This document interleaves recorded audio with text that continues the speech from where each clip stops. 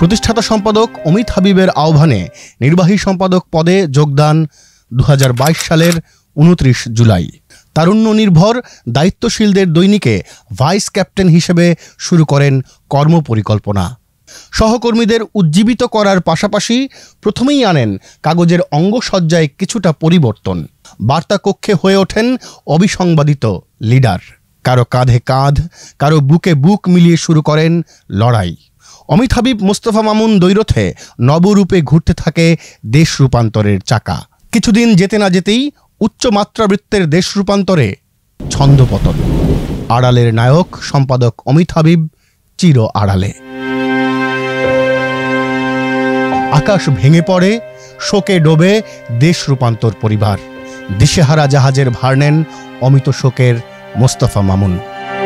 সহজ নয়, তবু তার কাঁধে ছিল শক্তি। মহিরুহর অবর্তমানে কর্মীদের ছায়া হন তিনি। বন্ধুর পথ কঠিন চ্যালেঞ্জ, কিন্তু বুকে তার অন্যরকম বন্ধুত্ব। মুখে হাসি, শোকের ভাজে শক্তির রূপকথা নিয়ে শুরু করেন রূপান্তরের দেশ রূপান্তর। তিনি ভারপ্রাপ্ত সম্পাদক। দেশ রূপান্তরের সকল কর্মীকে নিয়ে বসেন তিনি। অমিত হাবিবের আদর্শ অক্ষুণ্ণ রেখে তার স্বপ্নকে বাস্তবে রূপান্তর করতে শপথ নেন।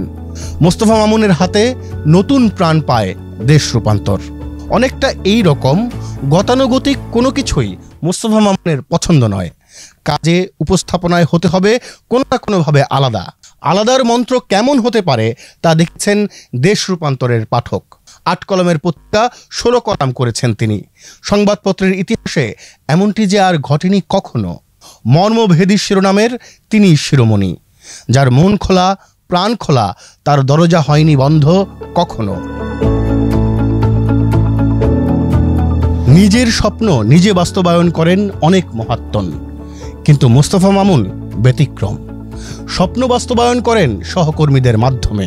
অমিত হাবিব ছিলেন হেমিলনের বাঁশিওয়ালা, মোস্তফা মামুন তার জাদুকরী সুর। সবাই বলে তার চোখ তার মায়ের মতো, সবাই বলে তার মুখ তার বাবার মতো, কিন্তু তিনি হতে চান তার মতো। সম্পাদক মোস্তফা মামুন, আপনাকে স্যালুট।